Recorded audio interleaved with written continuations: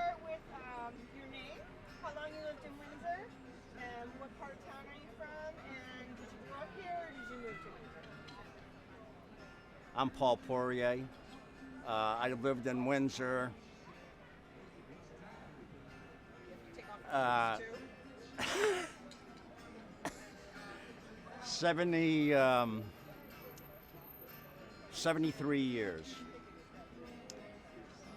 My family, my parents, and my three sisters and I moved here when my father established his medical practice on Maple Avenue in Windsor. After World War II. Kind of, father had a doctor practice, I like that. What do you remember about him practicing being your doctor?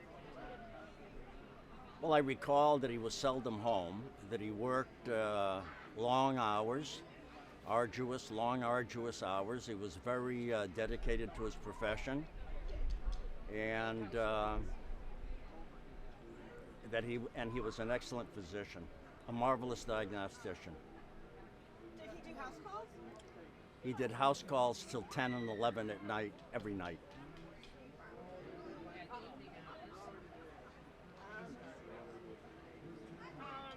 So what's one of your favorite memories of living in Windsor? Leaving. No, my favorite memory. So I have many, as you may well imagine. You can do a couple if you want.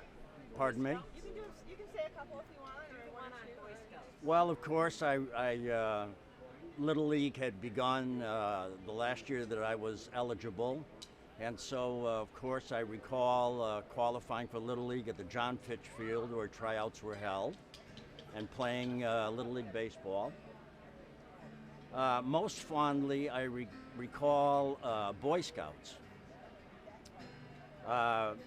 At that time, there were only two troops in Windsor, Troop 149, which I think was sponsored by the First Church, which is across the street, and Mr. Loomis was the headmaster, and Troop 8, which was a church located at the confluence of the Pequannock and Bloomfield Avenue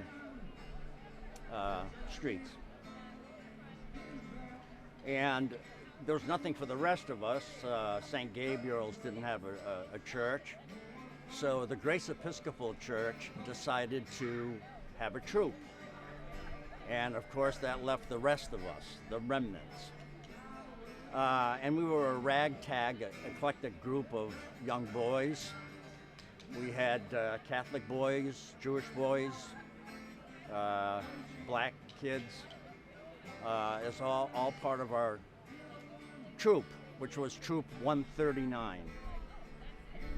And the first year that we were a troop, of course, there was a big jamboree on the John Fitch Field. The Charter Oak Council held their jamboree, which meant that some 30-odd troops were in competition with each other. And I recall, to this day, we were at the last station, and one of my troop members said to me, "Paul, we're ahead." And I said, "Well, what do you mean we're ahead? Are we ahead to leave?" Or he said, "No, we're winning." He said, if Filkins wins this thing, we've won the jamboree. Well, of course, that was pretty big stuff, because when we paraded in town, when you had parades, Troop 149 had hundreds of streamers from their flag, and Troop 8 had less, and we had none. Filkins, in fact, did win his contest, and we were the best troop in the Charter Oak Council that year. And then Bob McAllister blackballed me from my fraternity in college. Why did he do that? He did that when we were in college at the University of Hartford. But I became the chairman and had him expelled. Talk about your neighborhood, when you grew up, the neighborhood that you grew up in. He's a sorority girl, I had to ask her. The neighborhood we grew up in, very interesting. We grew up in a center of town on Preston Street. When we moved to Preston Street, there was we were on the east side of Preston Street, and between Kellogg Street and Remington Road, there was an empty lot diagonally across the street from us. And of course, at the end of Preston Street, there were woods that was not developed at the time. It now is Preston Street Extension. It was a beautiful town. We left Marlborough, Massachusetts, which was a factory town. We lived across the street from the John Fry Shoe Factory in Marlborough, Mass. And so Windsor, Connecticut was definitely an upgrade. And in my travels throughout the world as a young man in the military, I always knew that I wanted to come back to Windsor because it was just the most beautiful town one could imagine. And I've never regretted that decision. What was the center of town like growing up? Center of town was, of course, there was an old town hall on the corner of Maple and Maple and Broad Street. A lot of it wasn't developed, and there were old houses on the green. There was no town hall as there is today. The town hall is not like that, and so all that's been developed since then. The west side. Well, of course, the west side had no shopping centers. It was. It was all brickland, right? It was all brickland. Was the brickyard there? The Brickyard, yeah, the Brickyard was on the corner of Mack Street and Bloomfield Avenue, sure. Yeah, where the apartments are now. Yeah, that was a brickyard with a pond in front, and Frenchie Lazar, who worked there, and the Shoshana Boys, and the Macks. But the center of town, there was no Doms, there was no Geislers. That's correct. It was the First National where the Subway and the PC Development Group is now. That was the First National where I worked as That was the hardware store.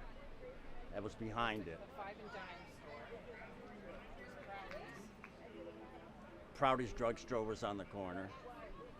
And of course, Windsor Drug was the next 2 blocks up. And then further down was Ma Schweiger's, where you get penny candy. That was on Pequannock Avenue. Did you go get the penny candy? Did you work tobacco at all? Certainly. I worked at Thrall's for 30 cents an hour. And the next year at Thrall's, I got a big raise. It was 35 cents an hour. And decided that that wasn't the place for me. And then I worked for Rappaport, which is now what we were 2 weeks ago. Northwest Park. Oh, Northwest Park, right. And did you attend? What was at Rappaport? What was up at Barney Rappaport and Sons was the tobacco farm. It was all of Northwest Park. And in the wintertime, I used to work in the factory packing the tobacco for shipment. Oh, wow. Where did you go to school? Go to school in Windsor? Well, I went to many schools. I had a very varied education. I was very fortunate. I went to Loomis, and then transferred to Hartford High School, and then was sent to Windsor High School, where I wanted to be in the first place, with the girls. What about grammar school? Well, grammar school was in Hartford. School. St. Anne's School was on Lawrence Street in Hartford off of Park Street. Lawrence and Babcock. How did you get to and from school if you were in Windsor? Well, when my father would drive, my father, along with a few other parents who were French Canadians or from Maine, who wanted their children to get a French Catholic education, so they they exchanged duties, and we were driven in the morning, and we were picked up in the afternoon. So I grew up with Paul because I am one of his 5 sisters. I don't know this woman. I've never met her. This happens Paulie boy, stop that. This Stop happens a that. lot to me, and some even say they married me. That would never happen here, though. But we grew up in the same But so you can't household believe what they say. together.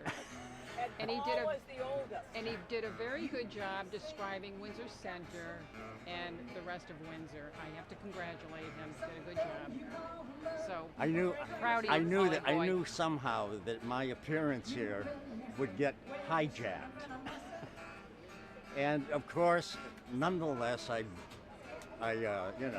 soldiered on. And then I left Windsor and came back and taught in Windsor. I taught at Clover Street School for 3 years. And the makeup of the school at the time, the cultural makeup was I had one black student and the rest was white. You mean they were white? They were.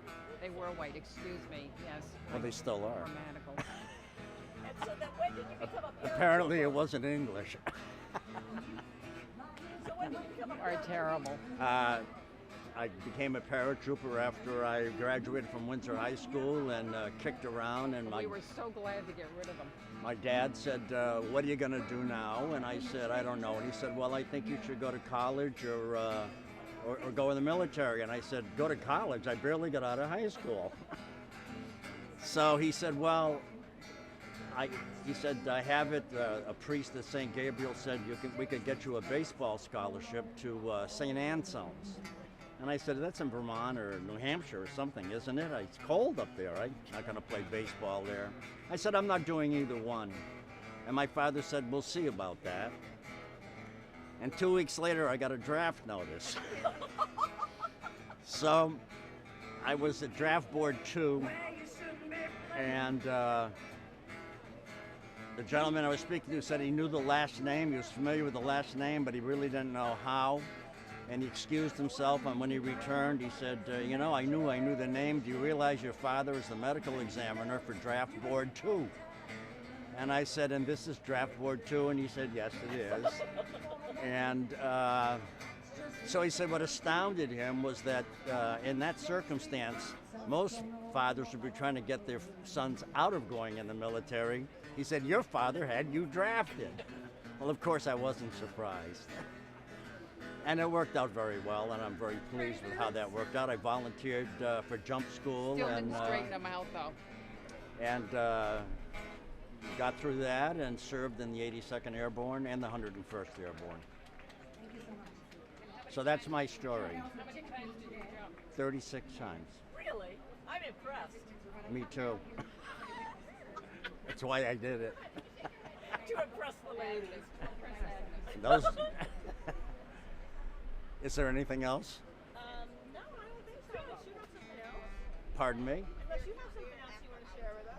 No, I think you do a great job here, and I think the Historical Society is doing a marvelous